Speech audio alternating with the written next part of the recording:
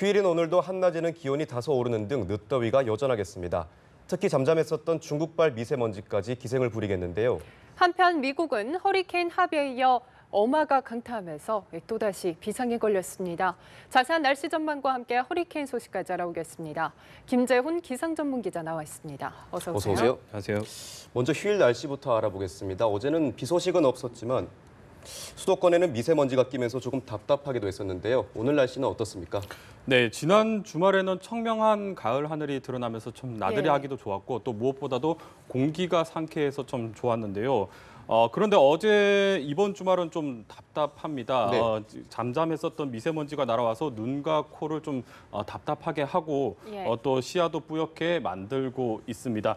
어제부터 수도권을 중심으로 미세먼지 농도가 평소보다 좀 많이 높게 나타나고 있는데 오늘도 이 미세먼지에 대해서 좀 대비를 잘할 필요가 있습니다. 중국에서 날아온 미세먼지가 유입이 됐고 또 기류가 정체되면서 한반도 상공에 오염물질이 계속 쌓이고 있는 상태입니다. 수도권과 충청, 전북과 울산 등지에서는 미세먼지 농도가 나쁨 단계가 예보가 돼 있습니다. 네. 오늘 휴일이라서 외출이나 나들이 계획하신 분들 많으실 것 같은데 외출하실 때는 마스크를 좀 준비하는 등 먼지에 대한 대비가 좀 필요할 것 같습니다. 이 미세먼지만 아니라면 오늘 날씨는 좀 비교적 무난한 편입니다. 한동안 낮더위가 좀 심했었는데 오늘은 맑지는 않지만 구름이 다소 끼면서 볕을 막아주겠고 또 기온도 크게 오르지는 않을 것으로 보여지고 있습니다. 다만 여전히 아침, 저녁으로는 기온이 크게 큰 차이가 나타나고 있기 때문에 장시간 바깥 활동하실 때에는 겉옷을 챙기는 등 감기 걸리지 않도록 좀 대비를 할 필요가 있습니다. 밤부터는 서해안을 중심으로 비가 시작이 되겠는데요. 네. 새벽 사이에는 전국으로 비가 확대가 될 것으로 보입니다. 이 비가 내리면서 미세먼지도 차츰 해소가 될 것으로 전망이 되고 있습니다. 말씀하신 것처럼 요즘 아침, 저녁으로는 선선하고 또 낮에는 여름처럼 좀 더운데요. 내일 비 소식이 들어있는데 늦더위도 같이 수그러드는 건가요? 네, 요즘 아침 출근길 혹은 또 외출할 때 또 긴 소매를 입어야 될지 또 반소매를 입어야 될지 참 애매한 경우가 많습니다. 그만큼 일교차가 크게 나기 때문에 옷차림하기가 참 고민스러운데요. 내일부터 전국에 비가 내리면서 이 늦더위는 좀 수그러들 것으로 예상이 되고 있습니다. 다만 이 비가 좀 남부 지방을 중심으로 꽤 요란하게 가을답지 않게 요란하게 쏟아질 것으로 예상이 되고 있습니다.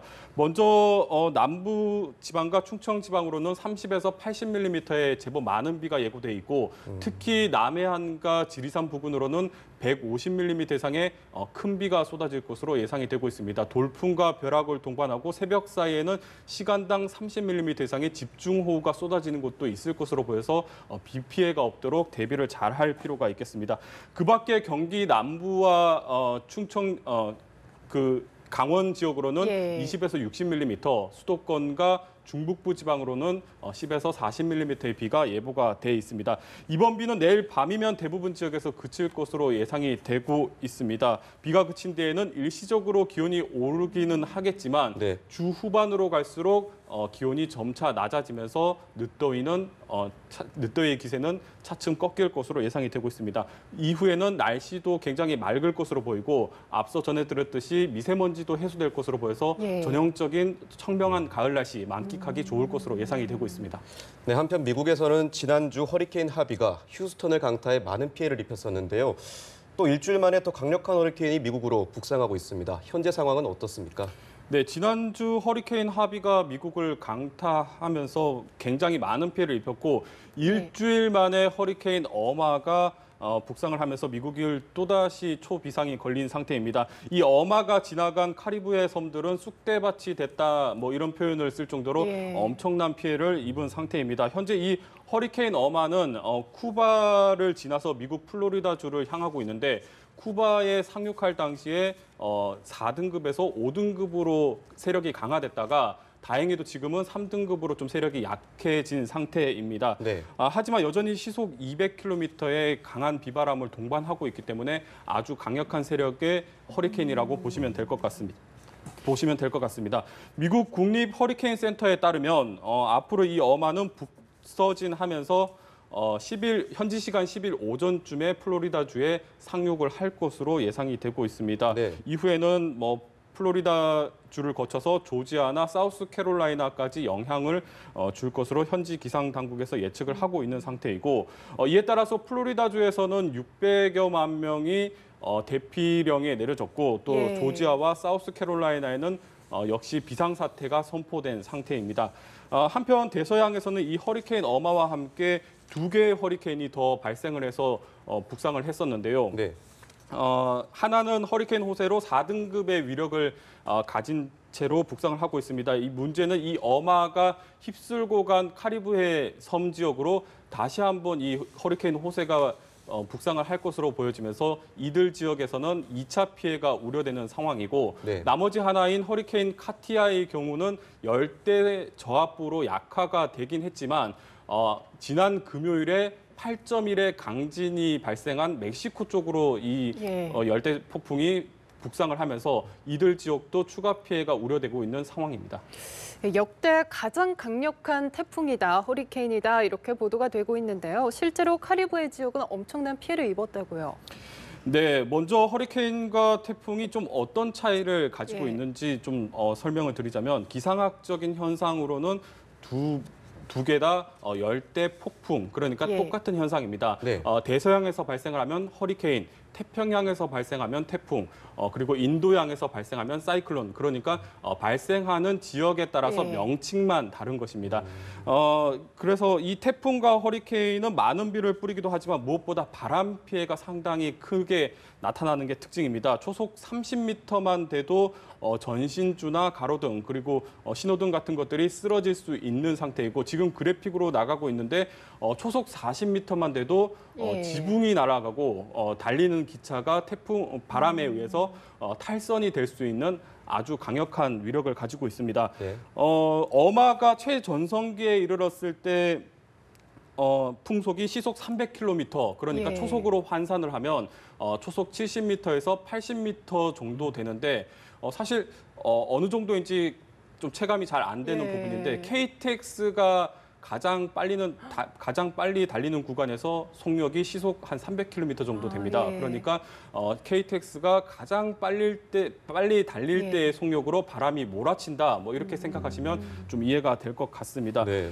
이 때문에 허리케인 어마가 지나간 카리브해 섬들은 아주 막대한 피해를 입었습니다. 특히 바부다 섬 같은 경우에는 섬 90%의 건물이 완전히 파손이 되면서 거의 황폐화됐다 이런 보도가 나오고 있고 또 그 밖에 푸에르토리코나 여러 섬들도 상당한 피해를 입으면서 최소 사망자가 25명 이상 나타나고 발생을 했다 이렇게 전해지고 있습니다.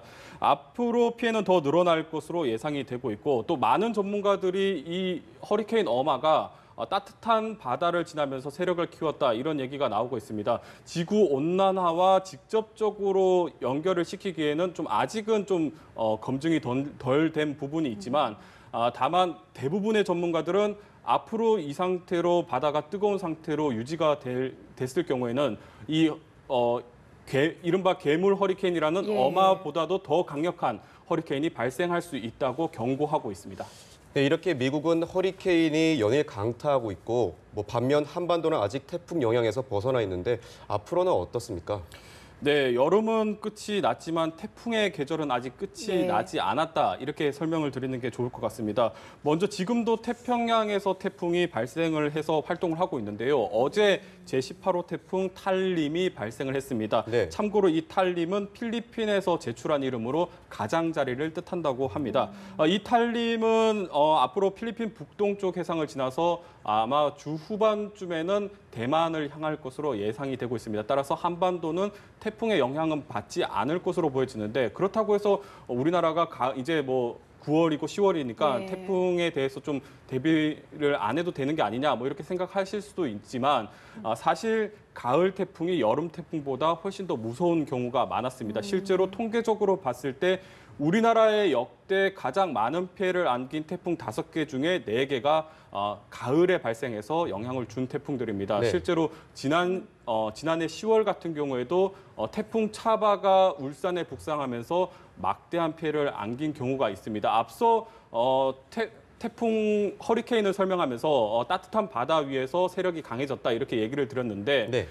사실 물은 공기와 다르게 서서히 데워지고 서서히 식기 때문에 사실 한반도 인근 수역의 가장 해수면 온도가 높은 시기가 9월입니다. 따라서 9월에 태풍이 한반도 쪽으로 북상을 하게 되면 지금 얘기가 이슈가 되고 있는 어마처럼 매우 강력한 태풍으로 발달할 수 있기 때문에 태풍 대비는 앞으로 9월, 10월까지는 계속해서 대비를 잘 할 필요가 있습니다. 예, 알겠습니다. 지금까지 김재훈 기상전문기자와 함께 날씨 알아봤습니다. 고맙습니다. 고맙습니다.